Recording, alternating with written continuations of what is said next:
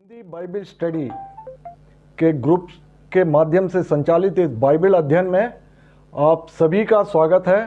आज का अध्ययन हम प्रारंभ करते हैं। आज का विषय है, क्या यीशु ही मसीहा है। एक मसीहा आने की प्रतिज्ञा की गई थी जो कि पुराने नियम में पाई जाती है। तो क्या जो यीशु नाम का बालक जो कि बेतलेहम में जन्मा, क्या वही है वो परमेश्वर का मसीहा? इस बात को हम देख रहे थे और हमारे अध्ययन के भाग 1 में हमने देखा था कि यीशु किस प्रकार से जो प्रतिज्ञात मसीहा में पूरा होना था, महायाजक होने का, उसको किस प्रकार से यीशु मसीह में वह बात पूरी होती है। और दूसरे भाग में हमने देखा था कि जो मसीहा जो था वह राजा होगा।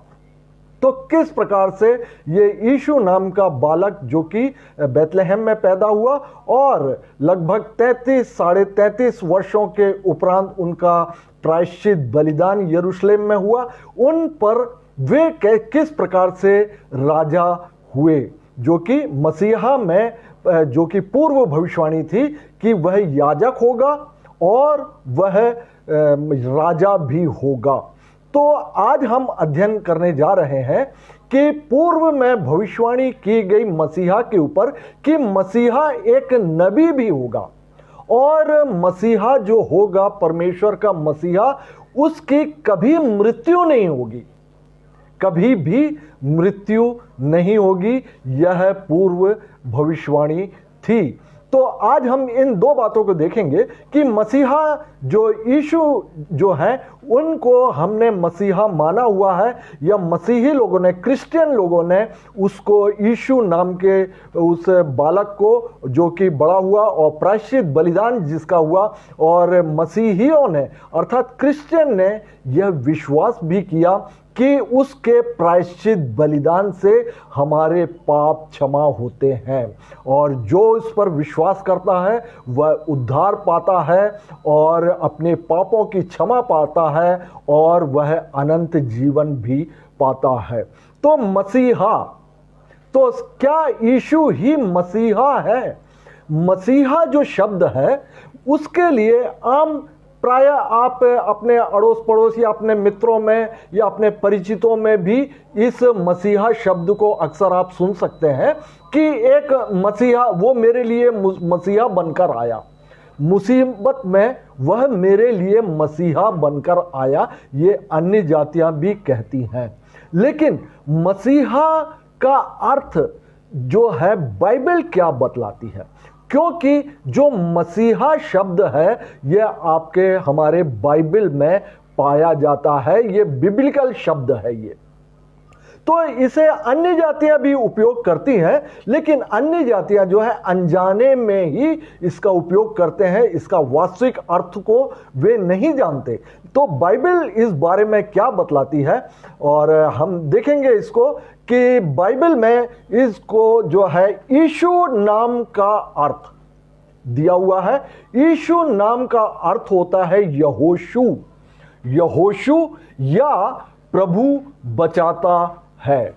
और इमैनुएल शब्द भी दिया हुआ है जो कि मत्ती रचित सुसमाचार में पाया जाता है।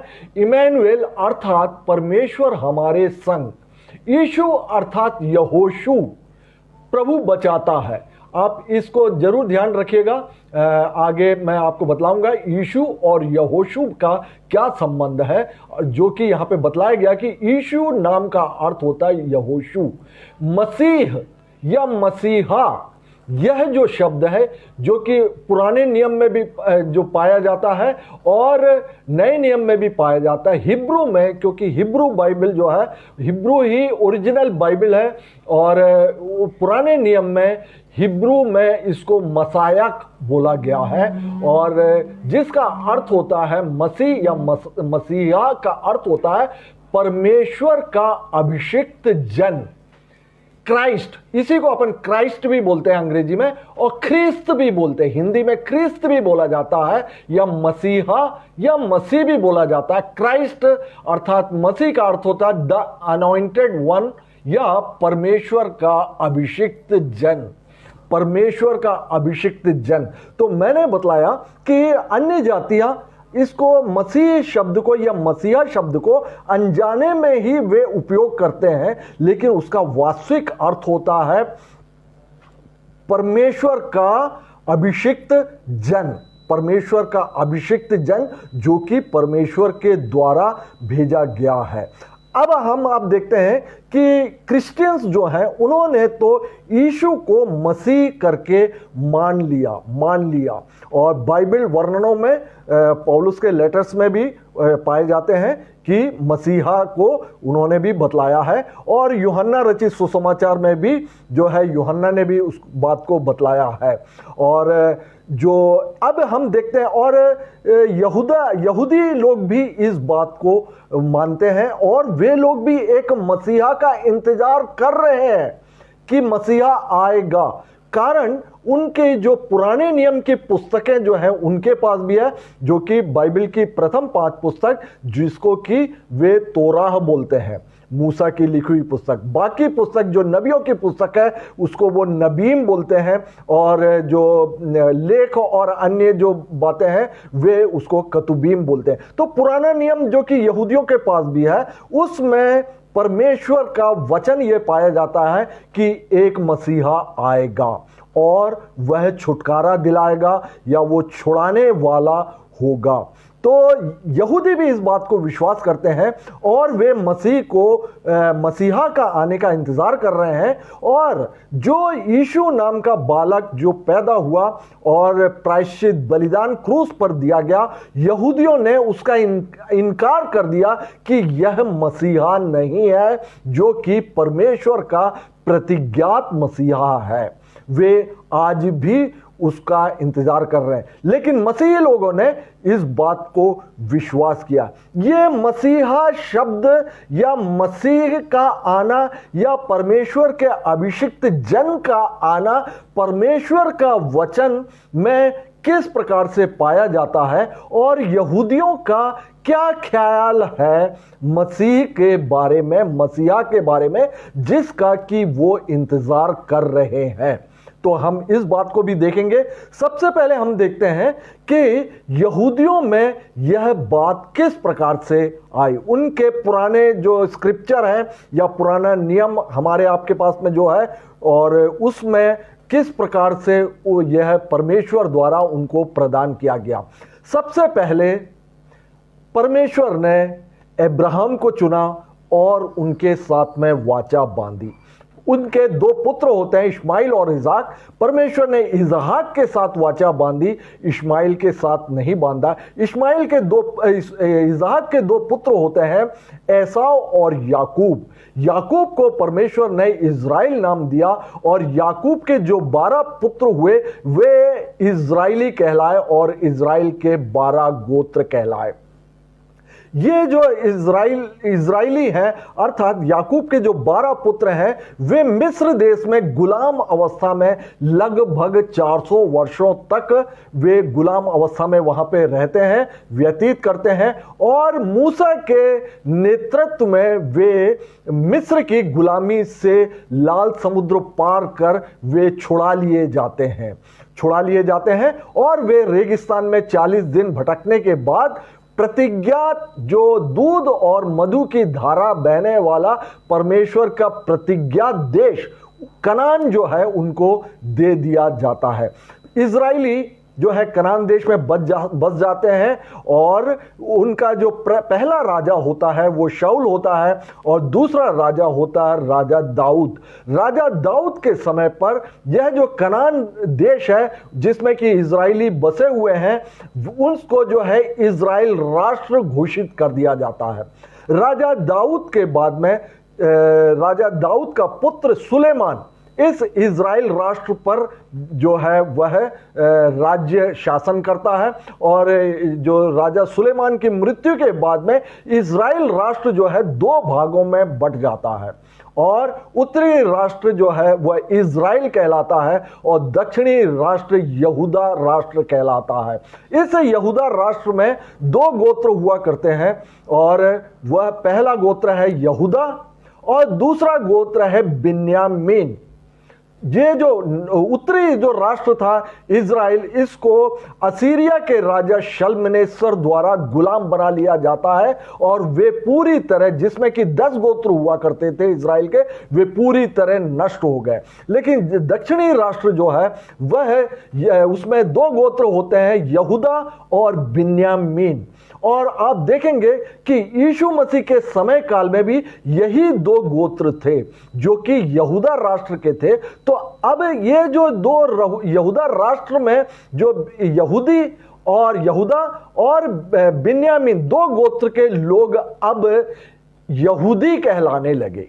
अब वे इजरायली नहीं कहलाते, अब वे यहूदी कहलाने लगे, जो कि आज तक यहूदी कहलाते हैं।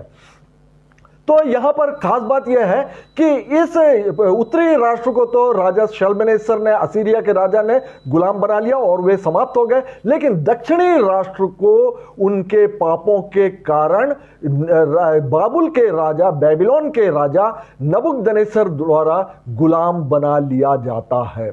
और बाद के समय कालों में नबूकदनेस्सर राजा को फारस के राजा उनको जीत लेते हैं और जो यहूदी होते हैं वह फारस देश के गुलामी में चले जाते हैं। इस प्रकार से कई और राज्यों के अधीन रहते हुए, गुलामी में रहते हुए, आप यीशु मसीह के समय काल में आप देखेंगे कि यहूदी जो है वह रोमन राज्य के अधीन थे, अर्थात रोमन राज्य के ही गुलाम थे।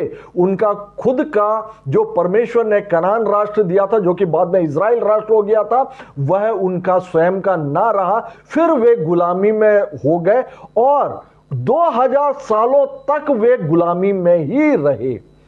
किस प्रकार से कि जब यीशु मसीह के समय काल के बाद में, यीशु मसीह के स्वर्गारोहण के बाद में सन 70 में यहूदियों ने रोमियों के विरुद्ध में विद्रोह कर दिया और रोमियों ने इनको बुरी तरह से मारा, काटा यहूदियों को, और उनको अपने देश और यरूशलेम से उनको दूर खदेड़ दिया उनको।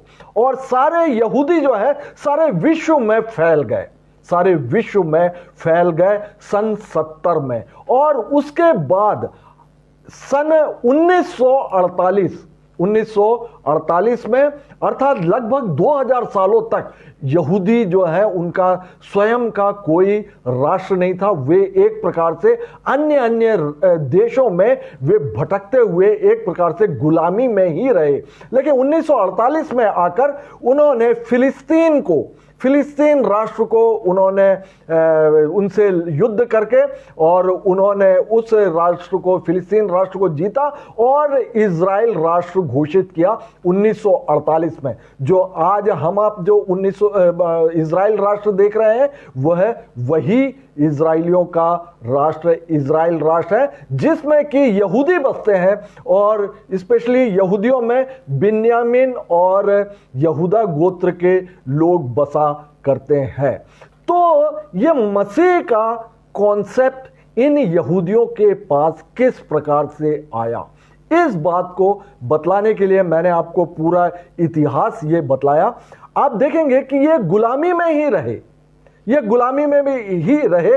पहले तो ये मिस्र देश में रहे और उसके बाद जो है राजा नबूकदनेस्सर के अंडर में रहे और उसके बाद फारस के गुलामी में रहे और उसके बाद रोमी शासन के भी ये गुलामी में रहे। तो इनकी एक आशा थी और उनके स्क्रिप्चर में भी पाया जाता है। आप उत्पत्ति जो 49 अध्याय में आप याकूब के आशीर्वाद में भी आप देखेंगे कि जब तक शीलो ना आए तब तक यहूदा से ना तो राजदंड छूटेगा और ना व्यवस्था देने वाला अलग होगा। राजदंड नहीं छूटेगा जब तक शीलो ना आए। शीलो जो है यहूदी तलमूद जो पुस्तक है उसके अनुसार मसीहा, शीलो अर्थात मसीहा।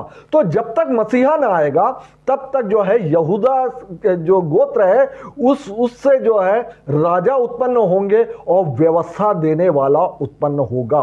और यहूदा के गोत्र से ही राजा दाऊद उत्पन्न हुए और राजा दाऊद के संतान अर्थात जनरेशन में, वंश में ही यीशु मसीह पैदा हुए, जिसको कि हमने पिछले अध्ययन में देखा था कि वह भी राजाओं का राजा है। और यीशु मसीह ने जो है नई व्यवस्था दी और नई आज्ञाएं भी प्रदान की, जैसा कि उत्पत्ति 49 अध्याय में जो भविष्यवाणी दी गई थी। तो मसीहा आने का कॉन्सेप्ट जो है वो यहूदियों में पहले से था और वे इंतजार कर रहे थे कि मसीहा आएगा और हमको इन पापों से छुड़ाएगा, इन गुलामी से हमें छुड़ाएगा। जिस प्रकार से मिस्र की गुलामी से मूसा के लीडरशिप में या नेतृत्व में परमेश्वर ने इजराइलियों को छुड़ा लिया था। अब आप देखेंगे कि यहूदी जो थे वो धर्मशास्त्र के बड़े पंडित हुआ करते थे। वे अच्छी तरह से धर्मशास्त्र को जानते थे और वे जानते थे, किन बातों को जानते थे? वे जानते थे कि जो मसीहा आएगा वह याजक होगा। पहली बात, वह मसीहा जो है वह याजक होगा। यीशु मसीह को उन्होंने देखा कि वो कहां याजक है। दूसरी बात, वे जानते थे कि स्क्रिप्चर के अनुसार ही, मैं आपको स्क्रिप्चर का वो जो आयत है मैं आपके सामने रखूंगा, और वे जानते थे कि वह राजा होगा। और यीशु मसीह को उन्होंने देखा कि वे राजा भी नहीं थे, वो तो एक बढ़ई के घर में पैदा हुए। और तीसरी बात, वे जानते थे कि जो आने वाला मसीहा होगा, परमेश्वर का प्रतिज्ञात मसीहा होगा, वह नबी होगा। लेकिन उन्होंने यीशु मसीह को देखा कि वो नबी भी नहीं है। चौथी बात, लिखा हुआ है कि वे जानते थे कि मसीह सर्वदा जीवित रहेगा, हमेशा हमेशा जीवित रहेगा। यहूदियों ने देखा कि यीशु जो है वह क्रूस पर मारे गए। तो इस और भी कई बातें हैं उनके अंदर, मसीहा के अंदर। एक बात और मैं करना चाहूंगा कि वे जानते थे कि जब मसीह आएगा तब वह शांति को स्थापित करेगा, शांति को स्थापित करेगा। और उन्होंने देखा कि यीशु मसीह के समय काल में तो यीशु मसीह ने तो बड़ा विद्रोह, रोमियों के विरोध में एक प्रकार से लोग भड़क उठे थे और एक प्रकार का विद्रोह पैदा हो गया था। तो उन्होंने देखा कि यह मसीहा नहीं होगा और मसीहा जो होगा वह यहूदियों के लिए होगा और यहूदियों के बीच से आएगा। यह सब बातें उन्होंने देखा और यहूदियों को वो छुटकारा देने वाला होगा, जिस प्रकार से मूसा ने इजराइलियों को मिस्र देश से छुटकारा दिया। तो इस प्रकार से उन्होंने मसीहा को जो है अस्वीकार कर दिया। तो इस क्या यीशु ही मसीहा है, इस अध्ययन में सब पहले भाग में हम देख चुके हैं कि यीशु मसीह किस प्रकार से याजक हुए। वे तो आप जानते हैं, वे महायाजक हैं हमारे आपके लिए। दूसरी बात हमने देखा था कि वे किस प्रकार से राजा हुए, भाग 2 में हमने देखा था। और हम जानते हैं कि वे राजाओं के राजा हैं, आज वे राजाओं के राजा हैं। आज हम देखने जा रहे हैं कि यीशु मसीह नबी किस प्रकार से हैं और यीशु मसीह की मृत्यु जो है वो सर्वदा किस प्रकार से जीवित है। हमने देखा था जो यीशु मसीह जो वे शांति के दाता होंगे, जो मसीहा जो आने वाला वो शांति का दाता होगा, जैसे कि यहूदी विश्वास करते थे और वे इंतजार कर रहे थे, और वह राजा भी होगा। इस बात को हमने यशाया और उसके 9वां अध्याय और उसके 6 और 7 वचन में इस प्रकार देखा था कि हमारे लिए एक बालक उत्पन्न हुआ, हमें एक पुत्र दिया गया है और प्रभुता उसके कंधे पर होगी, अर्थात वह राजा होगा और उसका नाम अद्भुत युक्ति करने वाला पराक्रमी परमेश्वर है वो। क्योंकि मैंने आपको बताया कि मसीह का अर्थ होता परमेश्वर का अभिषिक्त जन। अद्भुत युक्ति करने वाला पराक्रमी परमेश्वर, अनंत काल का पिता और शांति का राजकुमार रखा जाएगा। वह जो है शांति भी स्थापित करेगा, उसकी प्रभुता सर्वदा बढ़ती रहेगी और उसकी शांति का अंत ना होगा, इसलिए कि उसको दाऊद की राजगद्दी पर इस समय से लेकर सर्वदा के लिए न्याय और धर्म के द्वारा स्थिर किए और संभाले रहेगा। सेनाओं के यहोवा की धुन के द्वारा यह हो जाएगा। तो इस वचन में हम अनेक बातों को देख सकते हैं, जो कि यीशु नाम का जो बालक था और जो कि 33.5 साल तक इस पृथ्वी पर रहे, और हम आप जानते हैं कि जो परमेश्वर का वचन जो है वह देहधारी हुआ और हमारे आपके बीच में उसने डेरा किया। माता मरियम के जो पवित्र आत्मा के द्वारा गर्भवती होने से जो बालक उत्पन्न हुआ, उसमें ये सारी बातें पूरी हुई। परमेश्वर का राज्य भी, क्योंकि वो राजा है, परमेश्वर, यीशु मसीह ने बोला था कि मन फिराओ क्योंकि परमेश्वर का राज्य निकट है। और बोला, बात में बतलाया गया कि यहां ये पृथ्वी का मेरा राज्य नहीं है। और हम प्रकाशित वाक्य में देखते हैं कि जो स्वर्ग का राज्य या परमेश्वर का राज्य जो है स्थापित किया जाएगा, और उस राज्य के जो राजा जो होंगे वह यीशु मसीह होंगे, और हम आप जो है याजक के रूप में उनकी परमेश्वर की प्रजा होंगे। और वे विश्वास करते थे कि मसीह कभी भी दुख नहीं उठाएगा, अर्थात वह उसकी मृत्यु भी नहीं होगी, वह दुख नहीं उठाएगा। और इस बात को आप देख सकते हैं यशाया और उसका 53 अध्याय और 2 से लेके 5वें वचन में। उसकी ना तो कुछ सुंदरता थी कि हम उसको देखते, और ना उसका रूप ही हमें ऐसा दिखाई पड़ा कि हम उसको चाहते। ये मसीह के बारे में पूर्व भविष्यवाणी यशाया नबी के द्वारा दे दी गई थी। वह तुच्छ जाना जाता और मनुष्यों का त्यागा हुआ था, वह दुखी पुरुष था, रोग से उसकी जान पहचान थी और लोग उससे मुख फेर लेते थे। वह तुच्छ जाना गया और हमने उसका मूल्य ना जाना। निश्चय उसने हमारे रोगों को सह लिया और हमारे ही दुखों के उठा लिया, तो भी हमने उसे परमेश्वर का मारा कूटा और दुर्दशा में पड़ा हुआ समझा। परंतु वह हमारे ही अपराधों के कारण घायल किया गया और वह हमारे अधर्म के कामों के कारण कुचला गया।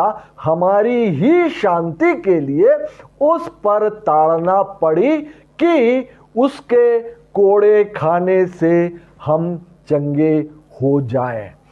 हम आप जानते हैं कि यह सारी बातें जो है वह मसीह पर पूरी हुई, और जिस प्रकार के भविष्यद्वक्ता भी इस बात को बतलाते हैं, आप स्क्रीन में आप देख सकते हैं नए नियम में प्रेरितों के काम उसका 3रा अध्याय और उसका 18 और 20वां वचन। जिन बातों को परमेश्वर ने सब भविष्यद्वक्ताओं के मुख से पहले ही बताया था कि उसका मसीह दुख उठाएगा, उन्हें उसने अर्थात परमेश्वर ने इस रीति से पूरा किया। किस रीति से पूरा किया? यीशु मसीह के प्रायश्चित बलिदान के द्वारा वह दुख उठाया गया इस रीति से, जो कि पुराने नियम में जो भविष्यवाणी जो मसीहा के बारे में की गई थी वह सब जो है वह मसीह में पूरी होती है। अब आप देखेंगे कि ये जो मसीहा जो आने वाला था वह एकमात्र यहूदियों के लिए आने वाले थे, अन्य जातियों के लिए नहीं, अन्य जातियों के लिए नहीं।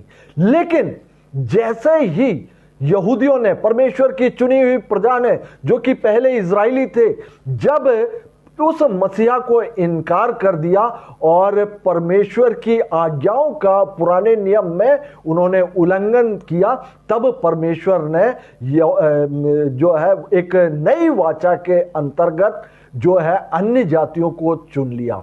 और अन्य जातियों ने और कुछ यहूदियों ने भी यीशु नाम के उस बालक पर विश्वास किया, उनके प्रायश्चित बलिदान पर विश्वास किया। लेकिन यहूदियों ने, जो कि परमेश्वर की चुनी हुई प्रजाति थी, उन्हीं के लिए वे जो है मसीहा आए हुए थे। और इस बात को हम देख सकते हैं मत्ती रचित सुसमाचार में, आपके स्क्रीन में नहीं है, 15 अध्याय और आपका 21 से लेके 24वें वचन में वहां पर इस प्रकार से पाया जाता है कि इज़राइल के, यीशु मसीह ने बोला था कि इज़राइल के घराने की खोई हुई भेड़ों को छोड़ मैं किसी के पास नहीं भेजा गया।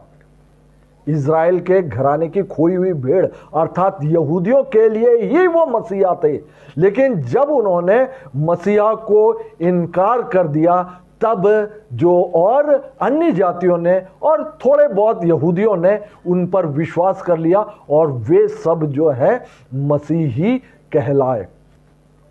अब हम देखते हैं कि यीशु मसीह जो है याजक होने के बारे में भी हमने देखा था कि यीशु मसीह याजक किस प्रकार से थे। वे जो है आपको मैं एक बार दोहराने के लिए आपके स्क्रीन में मैं बतला देता हूं।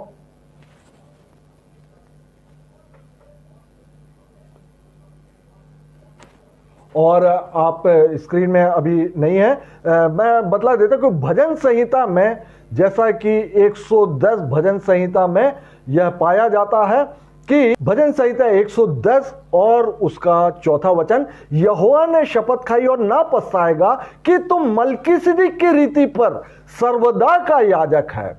और इस बात को इब्रानियों में आप देख सकते हैं 6वां अध्याय और उसका 20वां वचन, यीशु मलकीसिदक की ही रीति पर सदा काल का महायाजक बनकर हमारे लिए अगुओं की रीति पर प्रवेश किया। स्वर्ग में उन्होंने प्रवेश किया हमारे आपके अगुओं की रीति पर, क्योंकि हम आप भी जो है बाद में स्वर्ग में प्रवेश करेंगे। तो हर एक बातों को, क्योंकि परमेश्वर ने यीशु को ही हर एक बातों में पहलौठा ठहराया है। और जैसा कि कुलुस्सियों उसका 1 अध्याय और 15 से लेकर 18वें वचन में भी पाया जाता है कि हर एक बातों में यीशु मसीह के लिए को ही उन्होंने प्रथम ठहराया है। इस प्रकार से यीशु मसीह महायाजक बनकर वे जो है वे स्वर्ग में आज परमेश्वर के दाहिने हाथ पर बैठे हुए हैं और हमारे आपके लिए विनती भी वे कर रहे हैं। और हम देखेंगे कि जो एक स्क्रीन में आपके मैं लाना चाहूंगा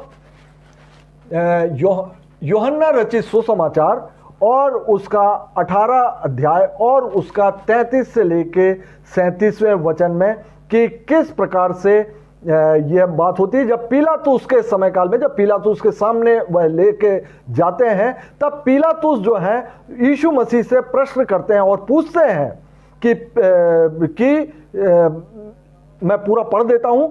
पिलातुस फिर किले के बाहर गया और यीशु को बुलाकर उससे पूछा, क्या तुम यहूदियों के राजा हो?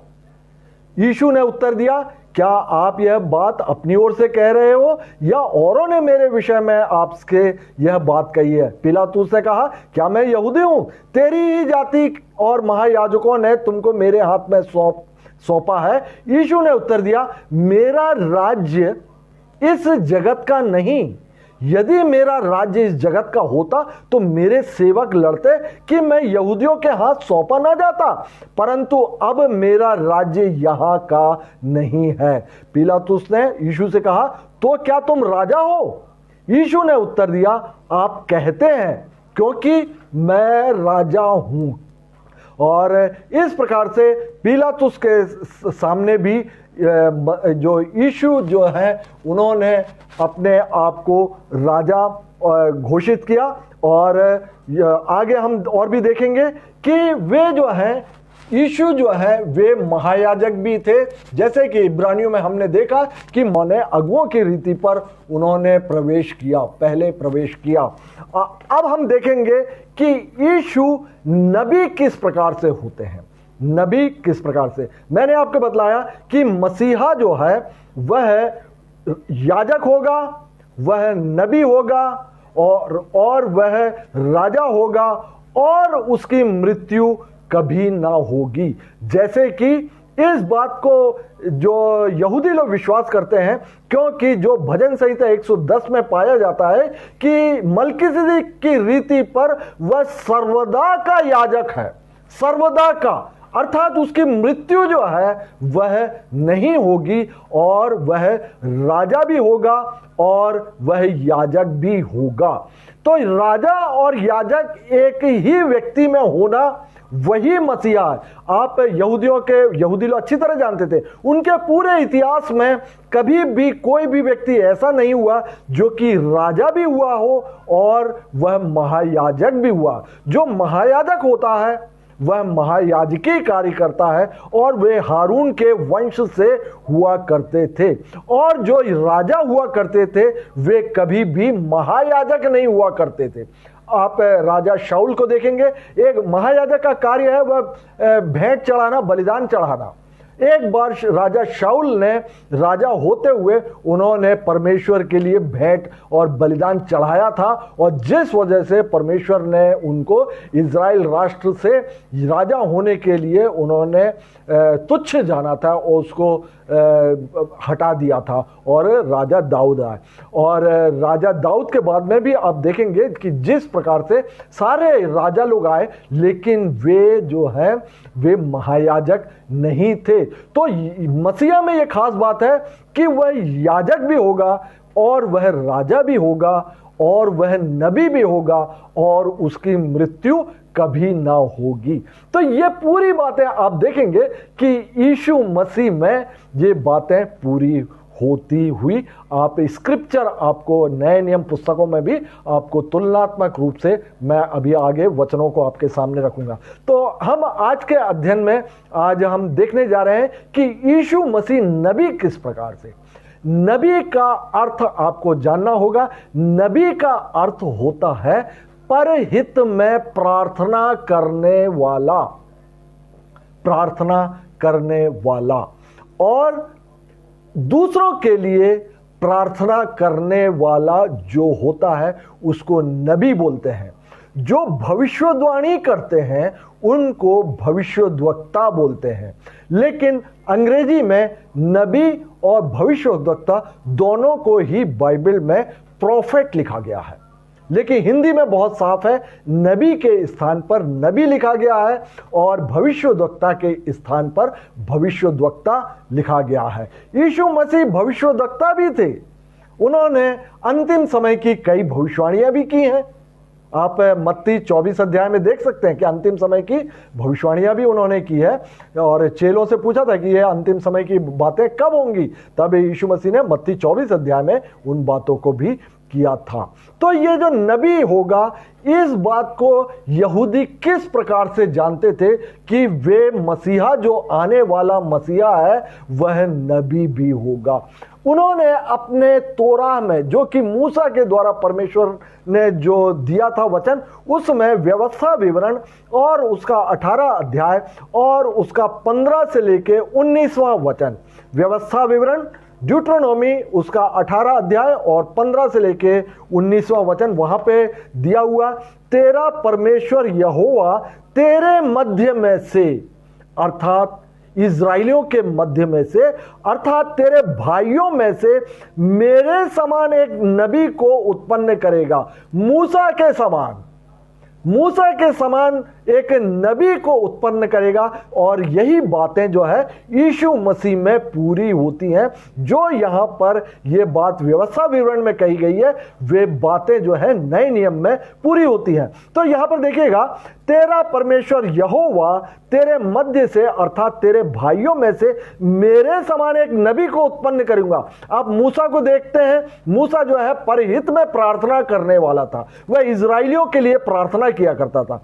लिखा हुआ है, तू उसी की सुनना, तू उसी की सुनना, यह तेरी उस विनती के अनुसार होगा जो तूने होरे पहाड़ के पास सभा के दिन अपने परमेश्वर यहोवा से की थी, कि मुझे ना तो अपने परमेश्वर यहोवा का शब्द फिर सुनना और ना वह बड़ी आग और फिर देखनी पड़े, कहीं ऐसा ना हो कि मर जाऊं। तो यह जब परमेश्वर ने 10 आज्ञाएं दी थी, तब आप पहाड़ का दृश्य आप देख सकते हैं कि भट्टे सा का सा धुआं उठ रहा था और सारा पहाड़ कांप रहा था और पूरा आग से प्रचंड था। इसको जो है इजरायली लोग देख के डर गए थे कि ये परमेश्वर किस प्रकार था, ये हमारे मध्य में रहेंगे तो हम तो मर जाएंगे। तो इसी विनती के अनुसार लिखा हुआ है एक यीशु मसीह को लाया गया, क्योंकि परमेश्वर का डायरेक्ट इंटरफेरेंस जो है वह इजराइलियों में ना हो, इन्होंने विनती की थी। तब देखेंगे आप परमेश्वर ने अपने मसीहा को नम्र रूप से, मैं आपको कई गुणों को आपको मैं बतला कर दूंगा कि किस प्रकार से होगा। फिर लिखा हुआ है कहीं ऐसा ना हो कि मर जाऊं। तब यहोवा ने मुझसे कहा कि वे जो कुछ कहते हैं सो ठीक कहते हैं, सो मैं उनके लिए उनके भाइयों के बीच में से अर्थात इजराइलियों में से तेरे समान अर्थात मूसा के समान, अर्थात जो मूसा कैसा था, नम्र था, प्रजा की अगुवाई करने वाला था और वह परहित में प्रार्थना करने वाला था। इजराइल के लिए वो प्रार्थना करता था, एक नबी को उत्पन्न करूंगा। परमेश्वर का यह वचन है, मूसा तेरे समान इजराइलियों में से एक नबी को उत्पन्न करूंगा और अपना वचन उसके मुंह में डालूंगा और जिस जिस बात की मैं उसे आज्ञा दूंगा वही वह उनको कह सुनाएगा। आप इस बात को मसीहा में अर्थात यीशु मसीह में देखेंगे कि परमेश्वर से आज्ञा लेकर वे स्वर्ग से उतरे थे और जो परमेश्वर ने उनको इस पृथ्वी पर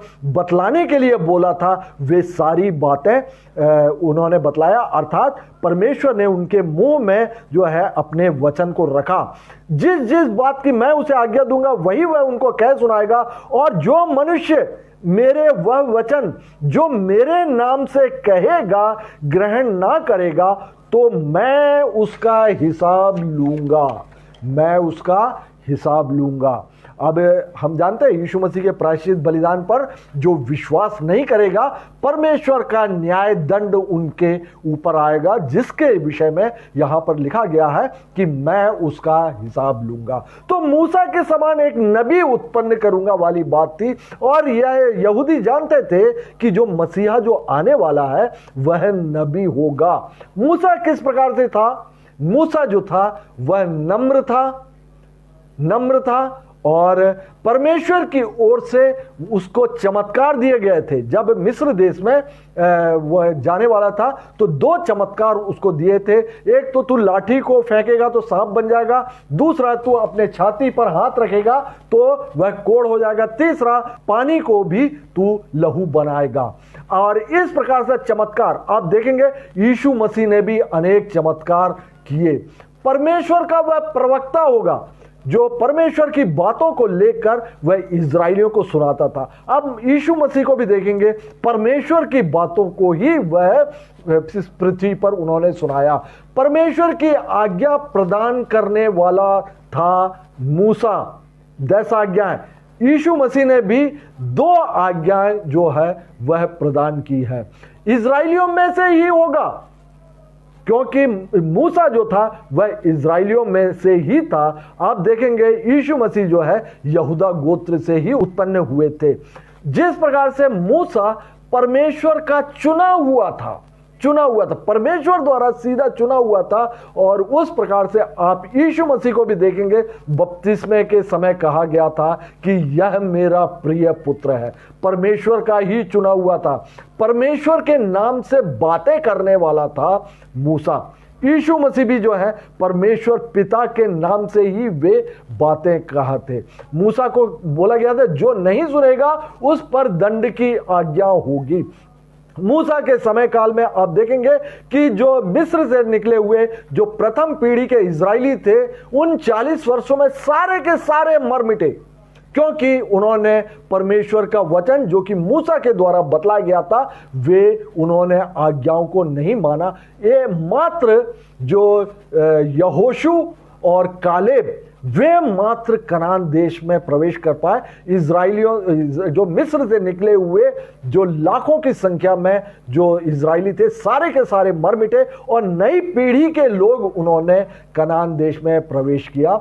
और जिस प्रकार से मूसा को के लिए था कि जो परमेश्वर की बातें, जो परमेश्वर की आज्ञाओं को, मूसा के द्वारा दी गई बातों को जो नहीं मानेगा उस पर जो है दंड की आज्ञा होगी। और उसी प्रकार से हम देखते हैं परमेश्वर का प्रतिज्ञात मसीहा जो कि यीशु है, उस पर भी, उस पर, उसके प्रायश्चित बलिदान पर और उनके वचनों पर जो विश्वास नहीं करेगा, जो नहीं मानेगा, उन पर दंड की आज्ञाएं होंगी। कुछ लोग आज्ञा नहीं मानेंगे। मूसा के समय में भी जो है, जो मिस्र से निकले हुए इजरायली थे, उन्होंने आज्ञा नहीं मानी। मसीहा के समय में भी बिल्कुल आज्ञा नहीं माने। मूसा के द्वारा व्यवस्था दी गई थी, व्यवस्था दी गई थी जो कि होरेब पर्वत पर 10 आज्ञाएं, मैंने आपको बताया कि यीशु मसीह के द्वारा भी 2 आज्ञाएं दी गई थी। मूसा के समय व्यवस्था कहां दी गई थी? पहाड़ पर दी गई थी, होरेब पर्वत पर। और यरूशलेम जो है वह सियोन कहलाता है और सियोन पर्वत जो है वहां स्थित है। और मसीह ने भी, आप देखेंगे कि सियोन पर्वत पर ही उन्होंने अपनी वो बातें, जो सारी बातें जो है वे कही हुई थी कि धन्य है जो नम्र है, जो मन के दीन है। इस प्रकार से सारी बातें जो है पहाड़ पर ही दी गई थी और यरूशलेम में जो है वह सियोन पर्वत स्थित है। अब हम देखते हैं कि यीशु जो है वह नबी होने के विषय में नए नियम की पुस्तक में किस प्रकार से पाया जाता है। हम इसको आपके स्क्रीन में रखते हैं। आप देखेंगे मत्ती रचित सुसमाचार और उसका 21 अध्याय और 10 और 11वें वचन में, जब उसने यरूशलेम में प्रवेश किया, यीशु मसीह ने, तो सारे नगर में हलचल मच गई और लोग कहने लगे यह कौन है? लोगों ने कहा यह गलील के नासरत का नबी यीशु है। मत्ती रचित सुसमाचार उसका 21 अध्याय उसका 45 और 46वें वचन में इस प्रकार से पाया जाता, महायाजक और फरीसी उसके दृष्टांतों को सुनकर, यीशु मसीह के दृष्टांतों को सुनकर समझ गए कि वह हमारे विषय में कहता, अर्थात सदूकी और फरीसियों के विषय में कहता है। और उन्होंने उसे पकड़ना चाहा परंतु लोगों से डर गए क्योंकि वे उसे नबी जानते थे। जो अन्य यहूदी थे वे उसे नबी जानते थे, जैसे कि पुराने समय में उनके स्क्रिप्चर में ही दिया गया है कि यशाया नबी हुए हैं, यिर्मयाह हुए हैं, यहेजकेल हुए हैं, मलाकी तक के उनके पास हैं। इसी प्रकार का वे जो है यीशु को नबी जानते थे। मरकुस रचित सुसमाचार और उसका 6वां अध्याय और उसका 4था वचन, यीशु ने उनसे कहा कि नबी अपने देश और अपने कुटुंब और अपने घर को छोड़ और कहीं भी निरादर नहीं होता। यीशु मसीह ने स्वयं को यहां पर नबी कहा हुआ। यीशु ने उनसे कहा कि नबी अपने देश और अपने कुटुंब और अपने घर को छोड़ और कहीं निरादर नहीं होता। यह जो बात है यीशु मसीह ने स्वयं को नबी यहां पर ठहराया था। और आप देख सकते हैं मरकुस रचित सुसमाचार और उसका 6वां अध्याय और 15वें वचन में, हेरोदेस ने कहा यह यूहन्ना बपतिस्मा मरे हुओं में से जी उठा है, लेकिन औरों ने कहा यह एलिया है और कुछ ने कहा नबी और नबियों में से किसी एक के समान है। यीशु मसीह के लिए यह बोला गया। मरकुस रचित सुसमाचार और उसका 8वां अध्याय और उसका 27 से लेकर 30वां वचन, यीशु और उसके चेले कैसरिया फिलिप्पी के गांव में चले गए और मार्ग में उसने अपने चेलों से पूछा, यीशु मसीह ने पूछा कि लोग मुझे क्या कहते हैं? उन्होंने उत्तर दिया, चेलों ने उत्तर दिया कि यूहन्ना बपतिस्मा देने वाला कहते हैं, पर कोई एलिय्याह कहता है, कोई भविष्यद्वक्ताओं में से एक कहते हैं। जो पुराने नियम में जो भविष्यद्वक्ता उनमें से मर गए और वे ही जो है उनका जो फिर से वे आ गए हैं, इस प्रकार से यीशु को वे कह रहे हैं। उसने उनसे पूछा, यीशु मसीह ने उनसे पूछा, परंतु तुम मुझे क्या कहते हो? तुम मुझे क्या कहते हो? पतरस ने उसको उत्तर दिया, तू मसीह है। तब उसने उन्हें चिताकर कहा कि मेरे विषय में यह किसी से ना कहना। क्या ना कहना? कि यह मसीह है। और हम आप देख सकते हैं कि इस प्रकार से यीशु मसीह ने भी स्वयं को मसीह और नबी के रूप में भी उन्होंने स्वीकार किया। और जिस प्रकार का नबियों में और गुण पाया जाता, हम आप देख सकते हैं कि यीशु मसीह ने जो है अन्य चेलों के लिए और सबके लिए उन्होंने प्रार्थना किया भी, और वे आज भी जो है परमेश्वर पिता के दाहिनी ओर बैठकर हमारे आपके लिए विनती निवेदन अर्थात प्रार्थना वे कर रहे हैं। और इस कुछ वचनों को हम स्क्रिप्चर में भी देखेंगे, और जो स्वयं के विषय में यीशु मसीह ने बोला था, यूहन्ना रचित सुसमाचार और उसका 17 अध्याय और उसका 1 से लेकर 3 में यीशु ने ये बातें कही और अपनी आंखें आकाश की ओर उठाकर इस प्रकार प्रार्थना की, हे पिता, वह घड़ी आ पहुंची, अपने पुत्र की महिमा कर। ये स्वयं के लिए उन्होंने प्रार्थना किया था कि पुत्र भी तेरी महिमा करे, क्योंकि तूने उसका सब प्राणियों पर अधिकार दिया, कि जिन्हें तूने उसको दिया है उन सब को वह अनंत जीवन दे। और अनंत जीवन यह है कि वे तुझ अद्वैत सच्चे परमेश्वर को और यीशु मसीह को जिसे तूने भेजा है। यीशु मसीह स्वयं अपने आप को बोल रहे हैं कि यीशु मसीह को जिसे तूने भेजा है जाने। और आप जो है यूहन्ना रचित सुसमाचार और उसका 17वां अध्याय और उसके 6 से लेके 19 में भी आप देख सकते हैं कि यीशु मसीह ने प्रेरितों के लिए अर्थात अपने शिष्यों के लिए भी प्रार्थना की थी, और सभी विश्वासियों के लिए भी उन्होंने यीशु मसीह ने प्रार्थना की थी। और इस बात को आप यूहन्ना 17 अध्याय और उसके 20 से लेके 25वें वचन में देख सकते हैं। मैंने बतलाया यीशु मसीह आज भी जीवित है और आज भी पिता के दाहिनी ओर बैठकर हमारे आपके लिए विनती और निवेदन कर रहे हैं। समय बहुत कम बचा हुआ है। मैं बतलाना चाहूंगा कि मसीहा जो प्रतिज्ञात मसीहा है, जिसके लिए लिखा हुआ है कि वह सर्वदा जीवित रहेगा, तो वह यीशु मसीह किस प्रकार से सर्वदा के लिए जीवित है। और इसके लिए यहूदी भी इस स्क्रिप्चर को जानते थे, और हम मसीह भी, हमारे पास भी भजन संहिता 110 उसका 4था वचन है, यहोवा ने शपथ खाई है परमेश्वर पिता ने, और ना पछताएगा कि तुम मलकीसिदक की रीति पर सर्वदा का याजक है, अर्थात वह सर्वदा के लिए जीवित रहेगा। और यूहन्ना रचित सुसमाचार उसका 12वां अध्याय और 32 से लेकर 34वां वचन आपके स्क्रीन में है।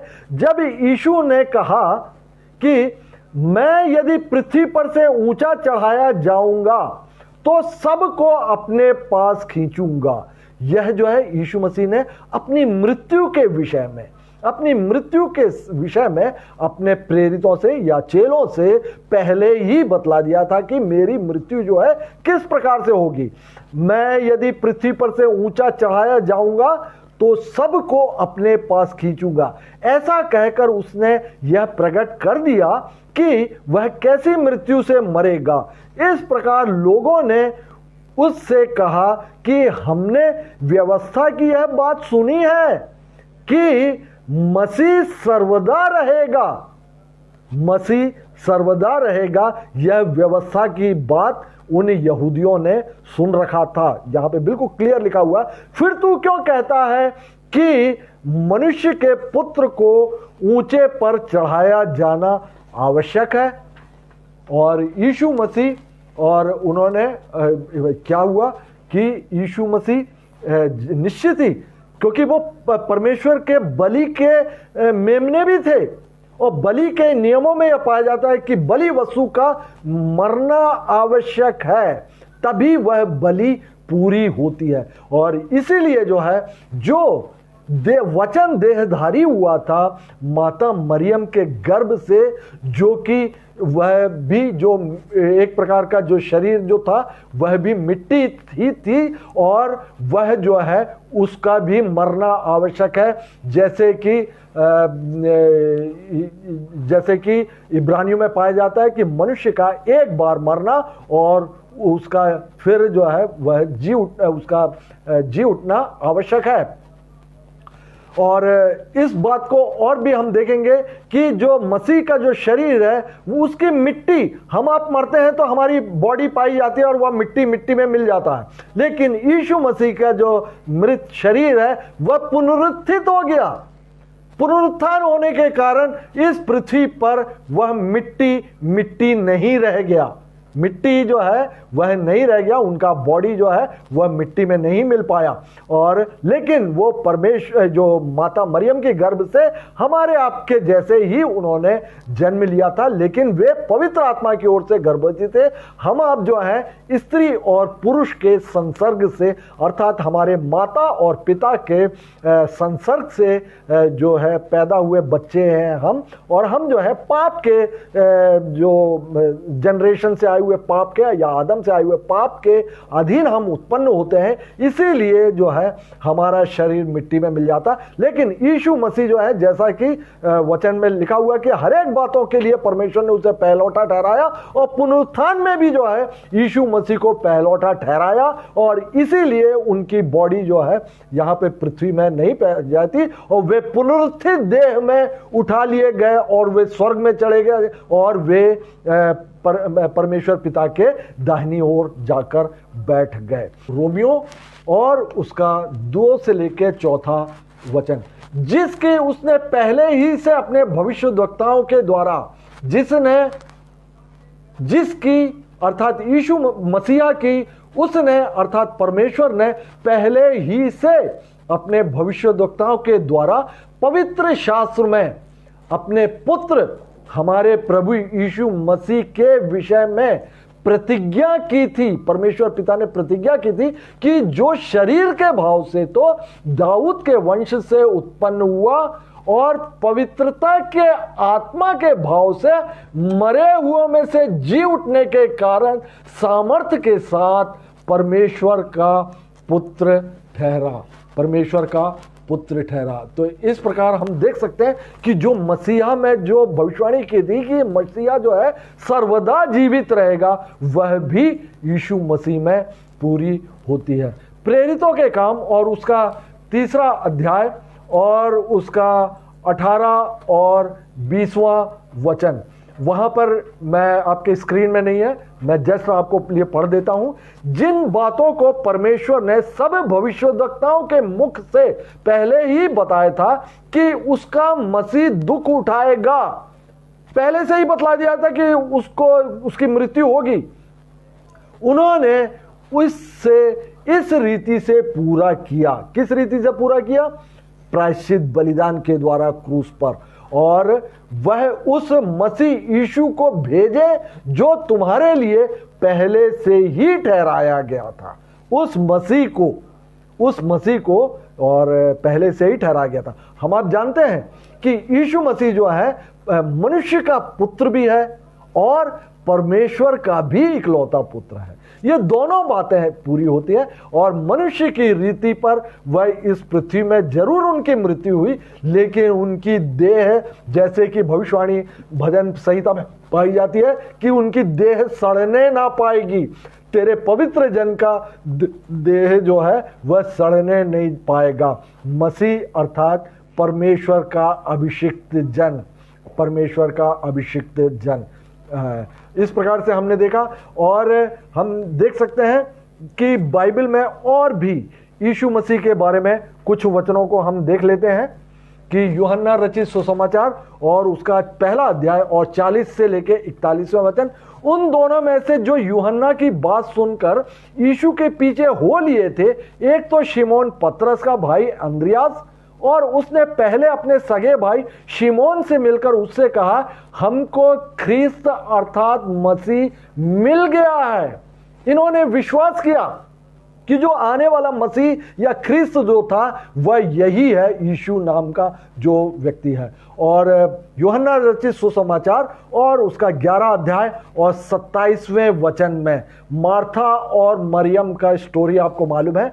मार्था ने यीशु से कहा था कि हाँ हे प्रभु, मैं विश्वास कर चुकी हूं कि परमेश्वर का पुत्र जो जगत में आने वाला था वह तू ही है, परमेश्वर का पुत्र मसीह जो है वह तू ही है। मार्था ने भी इस बात का विश्वास किया था। यूहन्ना रचित सुसमाचार उसका 20वां अध्याय और 30 से लेके 30 और 31वां वचन।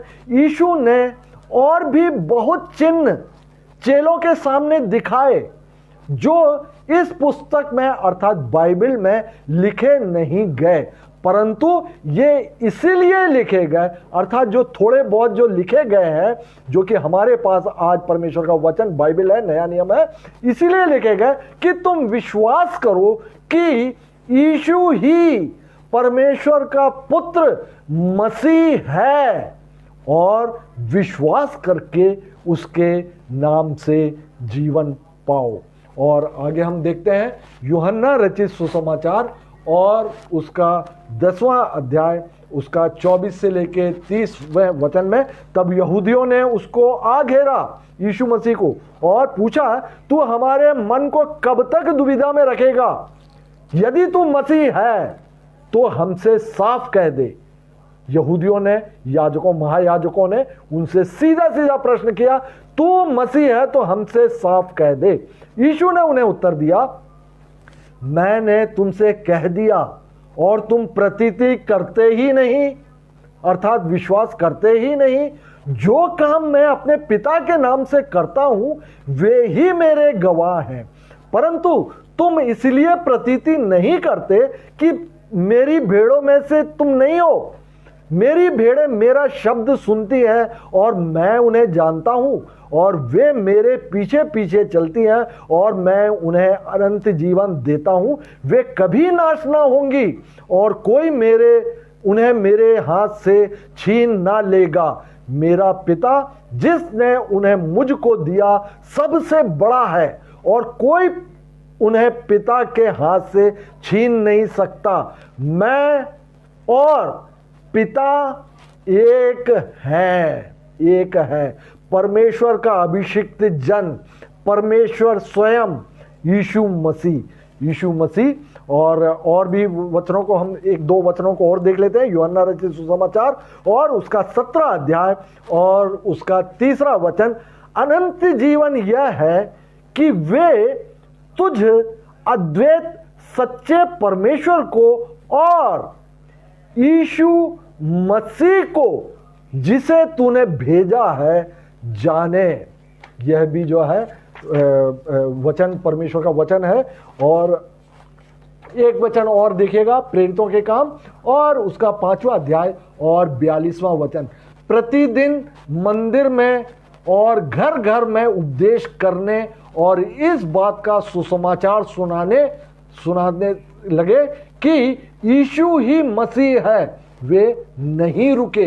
यीशु मसीह के स्वर्गारोहण के बाद में उनके प्रेरित और जो हजारों की संख्या में चेले हो गए थे, वे सब जो है वे मंदिर में भी इकट्ठे होते थे, अर्थात यहूदी मंदिर में, और वे घर घर में उपदेश क्या करते थे? वो उपदेश कि यही है, यीशु ही मसीह है, यह कहते हुए वे नहीं रुके। तो इस प्रकार से हमने देखा कि यीशु किस प्रकार से जो मसीहा में, जो प्रतिज्ञात मसीहा में जो पाया जाना था कि वह नबी होना और मसीह का मृत्यु ना होना, वह सर्वदा के लिए होना, यह सब बातें यीशु मसीह में किस प्रकार से हुई। और पुराने अध्ययन में जो हम भाग 1 और 2 में हम देख चुके हैं कि यीशु किस प्रकार से याजक होते हैं और किस प्रकार से वे राजा भी होते हैं। यीशु मसीह पर अनेक भविष्यवाणियां हैं जो कि पूरी हुई हैं। मैं कुछ बातें आपके लिए कह देता हूं, जैसे कि अदन की वाटिका में ही जैसे ही पाप हो गया तो बोल दिया था कि स्त्री के वंश से वो आएगा। स्त्री के वंश से, पुरुष के वंश से नहीं। और इसको हमने देखा था गलातियों 4 अध्याय और 4 वचन में कि जब समय पूरा हुआ तब परमेश्वर ने अपने पुत्र को भेजा जो कि स्त्री से जन्मा। और वह जैसा कि पुराने नियमों में पाया जाता कि वह यहूदा के गोत्र से होगा, राजा दाऊद के राजगद्दी का वह अधिकारी होगा, उसका जन्म बैतलहम में होगा। मीका 5वां अध्याय और उसका 2 अध्याय में यह बिल्कुल क्लियर लिखा हुआ है, हे बैतलहम एफ्राता, यदि तू ऐसा छोटा है कि यहूदा के हजारों में नहीं गिना जाता, तो भी तुझ में से मेरे लिए एक पुरुष निकलेगा जो इस्राएलियों में प्रभुता करने वाला होगा, और उसका निकलना प्राचीन काल से वरन अनादि काल से होता हुआ है। यहां बिल्कुल क्लियर दिया हुआ है मीका 5वां अध्याय 2 वचन में कि हे बैतलहम एफ्राता। तो बैतलहम से जन्म के विषय में भी जो बतलाया गया, एक कुंवारी गर्भवती होगी, यशायाह नबी के द्वारा भी जो है भविष्यवाणी कर दी गई थी। मजूसियों द्वारा जो भेंट लाया था सोना मोर लुभान, उसको आप देख सकते हैं यशायाह 60 अध्याय और उसके 6वें वचन में। यशायाह 60 और 6वां अध्याय वहां पर आप देख सकते हैं। और बच्चों, जब मसीह का जन्म हुआ तो बच्चों का घात उस समय किया जाएगा, इस बात को आप यिर्मयाह 31 अध्याय में इसकी भविष्यवाणी आप इसको देख सकते हैं। और हम आप जानते हैं जब यीशु मसीह 2 साल के थे तो वे जो है मिस्र को भाग गए थे, क्योंकि जो हेरोदेस राजा ने 2 साल के उम्र के बच्चों को वहां पे मरवा दिया था। यह जो भविष्यवाणी जो मसीहा पर थी वह भी जो है यिर्मयाह 31 अध्याय और उसके 15 वचन में आप उसको देख सकते हैं। मिस्र से वापस बुलाए जाने की भविष्यवाणी होशे नबी की पुस्तक और उसके 11वें अध्याय में और पहले वचन में आप देख सकते हैं। मसीह के आने के पहले उसका मार्ग सुधारने वाला आएगा जो कि यूहन्ना थे, उसके विषय में भी आप यशायाह और उसका 40 अध्याय और उसके 3 से लेकर 5वें वचन में देख सकते हैं। वह परमेश्वर का पुत्र रहेगा, पुत्र कहलाएगा। भजन संहिता और उसका 2 अध्याय और 7वें वचन में आप देख सकते हैं। आप देख सकते हैं कि जो मसीहा जो होगा वह दृष्टांतों में बातें करेगा। यीशु मसीह ने अनेक दृष्टांत दिए। इस बात की पूर्व भविष्यवाणी जो पुराने नियम में आप देख सकते हैं, भजन संहिता 78 अध्याय और उसका 2 से लेके 4 वचन। अनुग्रह दिया जाएगा, वह प्रार्थना करना सिखलाएगा। इन बातों को आप जकरिया उसका 12 अध्याय और 10वें वचन में आप देख सकते हैं। वह जय जयकार के साथ यरूशलेम में प्रवेश करेगा। इस बात को भी आप जकरिया उसका 9वां अध्याय और 9वें वचन में आप उसको देख सकते हैं। मित्र के द्वारा विश्वासघात किया जाएगा। जो यहूदा ने विश्वासघात किया था, यीशु मसीह ने जो लास्ट सपर में उसको जो है रोटी डुबाकर उसको दिया था और शैतान उसमें समा गया था, और उसी यहूदा के द्वारा ही विश्वासघात किया गया था कि चांदी के कुछ सिक्कों के लिए यीशु मसीह को एक प्रकार से उन्होंने यहूदी और फरीसियों के हाथ में उन्होंने बेच दिया था, यहूदा इस्करियोती के द्वारा। इस बात की भी भविष्यवाणी भजन संहिता 41 अध्याय और उसके 9वें वचन में आप उसको देख सकते हैं। और चांदी के टुकड़ों में बेचे जाने का जकरिया उसका 11 अध्याय और 12 और 13वें वचन में आप इन बातों को देख सकते हैं। और चांदी का 30 चांदी के सिक्कों को बाद में यहूदा इस्करियोती ने क्या किया था, उसने उसको उठाकर फेंक दिया था, मंदिर में फेंक दिया था। इस बात की भी भविष्यवाणी आप देख सकते हैं जकरिया 11 अध्याय और उसका 13वें वचन में। झूठे साक्षी खड़े होंगे। यीशु मसीह का जब पिलातुस वगैरह के सामने, जो राज्यपाल के सामने जब खड़ा किया गया था तब झूठे गवाहों को खड़े होकर झूठी गवाही दिया गया था यीशु मसीह के लिए। इस बात को भी आप भजन संहिता 35 अध्याय और उसके 11वें वचन में आप देख सकते हैं। उस पर घूंसे मारे जाएंगे और उस पर थूका जाएगा। इस बात की भविष्यवाणी आप यशायाह 50 अध्याय और उसके 6वें वचन में देख सकते हैं। उसे कोड़ों से पीटा जाएगा। इस बात को यशायाह 53 अध्याय और उसके 8वें वचन में आप इस बात को देख सकते हैं। उसका उपहास उड़ाया जाएगा, अर्थात मजाक उड़ाया जाएगा। भजन संहिता 22 अध्याय और 7 और 8वें वचन में इस बात को देख सकते हैं। यीशु मसीह का जो मसीहा जो होगा वो वध के समय अर्थात उसको जब मारा जाएगा तब वह बिल्कुल शांत होगा। और इस बात को आप यशायाह 53 अध्याय और उसके 7वें वचन में देख सकते हैं। दुष्टों के संग क्रूस पर चढ़ाया जाएगा। हम आप जानते हैं 2 डाकुओं के बीच में यीशु मसीह को जो है क्रूसीफाई कर दिया गया था। और इस बात को जो देख सकते हैं आप यशायाह 53 अध्याय और उसका 9वें वचन में, चिट्ठी डालकर उसके वस्त्रों को बांट लिया जाएगा। क्रूसिफिकेशन के बाद में सैनिकों ने उसके वस्त्रों को जो है बांट लिया था। और इस बात की भी भविष्यवाणी आप पुराने नियम में भविष्यद्वक्ता भजन संहिता और उसका 22 अध्याय और उसके 18वें वचन में आप इसको देख सकते हैं। हाथ और पैरों का छेदा जाना, इस बात को भजन संहिता 22 अध्याय और उसके 16वें वचन में आप इस बात को देख सकते हैं। गुनाहगारों के लिए प्रार्थना करना, यीशु मसीह ने बोला था कि हे पिता इन्हें क्षमा कर क्योंकि ये नहीं जानते कि ये क्या करते हैं। इस बात की भविष्यवाणी भी जो है भजन संहिता 109 अध्याय और उसके 4थे वचन में आप इस बात को पूर्व भविष्यवाणी देखते हैं। यीशु मसीह ने बोला था क्रूस पर कि हे मेरे परमेश्वर तूने मुझे क्यों छोड़ दिया। इस बात की भविष्यवाणी भी आप भजन संहिता 22 अध्याय और उसके पहले वचन में देख सकते हैं। यीशु मसीह ने बोला था मैं प्यासा हूं, तब उसको जो है सिरका पिलाया गया था। इस बात की भी आप भविष्यवाणी देख सकते हैं भजन संहिता 69 और उसका 21वां वचन। भजन संहिता शायद 69 बोलते हैं, 69 21वां वचन में आप इस बात को देख सकते हैं। उसकी कोई हड्डी तोड़ी ना जाएगी। इस बात को आप भजन संहिता 34 अध्याय और उसका 20वां वचन जानते हैं कि जब यीशु मसीह का जो अन्य दोनों डाकुओं के पैर की हड्डी तोड़ दी गई थी, लेकिन जब यीशु मसीह के पास आए तब उन्होंने देखा कि वे मृत्यु हो चुकी है उनकी, तब उनके पांवों की हड्डी नहीं तोड़ी गई। इस बात का हम वर्णन पाया जाते हैं। जो शरीर का बेधा जाना भाले से, जकरिया उसका 12 अध्याय और उसके 10वें वचन में हम इस वर्णन को पूर्व भविष्यवाणी को हम पा सकते हैं। अधोलोक में प्रचार किया जाएगा।